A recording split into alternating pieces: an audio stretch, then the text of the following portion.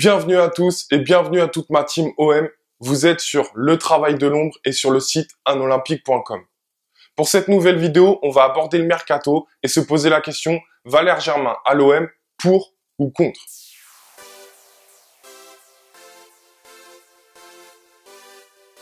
Pour répondre correctement à cette question, je vais d'abord donner mon avis en essayant de m'appuyer sur quelques images et donner le vôtre grâce à Twitter. Mais d'abord, mon analyse. Pour moi, la venue de Valère Germain à l'OM serait très positive. En effet, on aura un guerrier, un mec qui mouille le maillot quoi qu'il arrive, et ça c'est ce qu'on aime à l'OM. On connaît sa carrière, son attachement pour le club, là-dessus il n'y aura aucun doute. La deuxième chose, c'est sa mentalité. On a un travailleur, un mec discret, aucun problème pour s'adapter au groupe, et peut-être même il pourra compenser certains forts caractères et certains leaders, donc intéressant. La troisième chose, c'est techniquement. On a un bon joueur, un bon finisseur, un bon joueur dans le domaine aérien et surtout un très bon joueur dans les déplacements et les appels de balles. Bref, ça pue le football et je peux pas m'empêcher de croire qu'à côté de Florian Thauvin, Dimitri Payet et Morgan Sanson, ça respire le foot quand même. Et la quatrième chose, qui est peut-être la plus importante pour moi, c'est qu'il va nous offrir de la variété. En effet, on jouait un 4-3-3 classique avec Rudy Garcia, mais Valère Germain va pouvoir nous offrir une autre possibilité, le 4-4-2.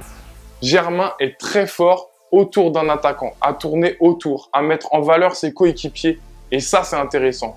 Pour s'adapter à l'adversaire, pour s'adapter à un score, et ça c'est peut-être le point positif si on recrute Valère Germain. Pour illustrer et argumenter mes propos, je vais vous analyser tactiquement un but de Valère Germain en quart de finale de Coupe de la Ligue contre Lille. Pour moi, cette action résume tous les atouts de Valère. Ses déplacements, son intelligence de jeu et sa technique. Donc sur cette action, on a un Germain qui vient décrocher, qui vient se situer entre les deux lignes défensives que je vous dessine ici.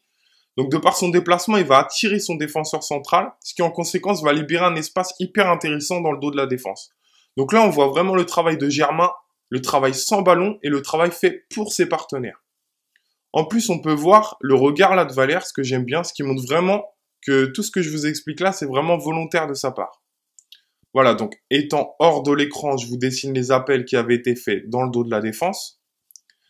L'action continue, mais là, je vais vous faire comprendre que grâce au travail de Germain, on a le défenseur central qui est vraiment très mal positionné. Il est ni en couverture, ni au marquage parce qu'il est à 2 mètres, donc déjà trop loin de Germain.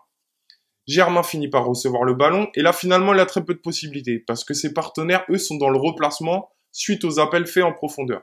Il a peut-être cette possibilité de remise en retrait en une touche de balle, mais il sait qu'il a créé vraiment un déséquilibre dans la défense. Il sent que son vis-à-vis veut intervenir, mais il a toujours ces 2 mètres qui permettent de lui faire un dribble et on a une défense qui est entièrement sur le reculoir et qui est surtout à l'arrêt, donc pas prêt à reprendre de la vitesse.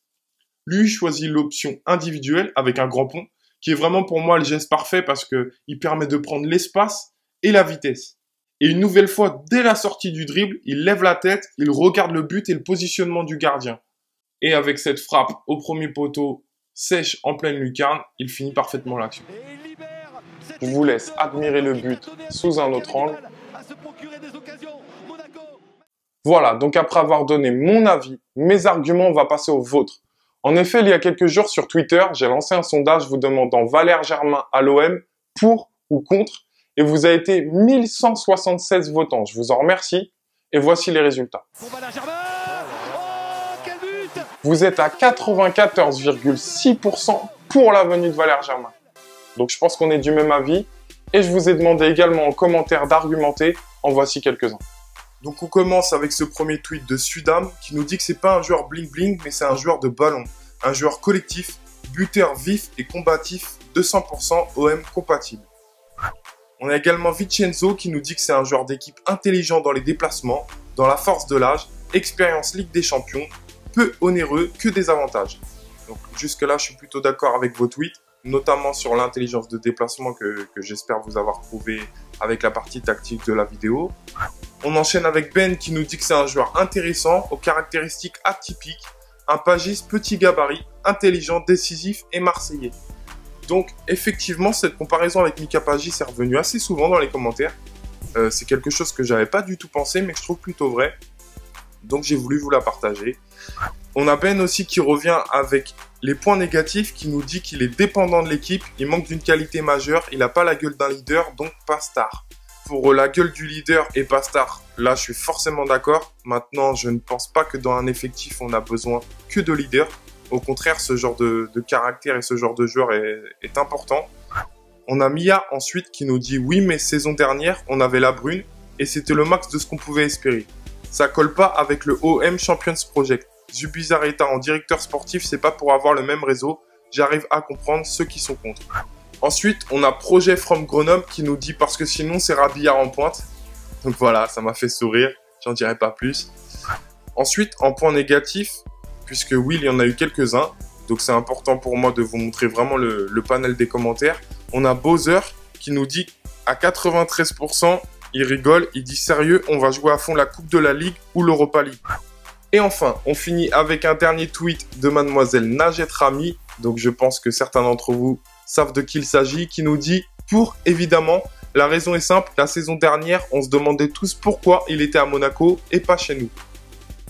Voilà, cette vidéo touche à sa fin. On a eu mon avis, on a eu également le vôtre. On est tous unanimes pour dire que la venue de Valère Germain à l'OM serait positive. Par contre, on attend évidemment un autre attaquant, un attaquant d'une envergure supérieure. Mais Valère Germain en deuxième attaquant, on dit oui. Je vous dis à très vite sur les réseaux sociaux, à très vite pour une prochaine vidéo et bien sûr, allez l'OM.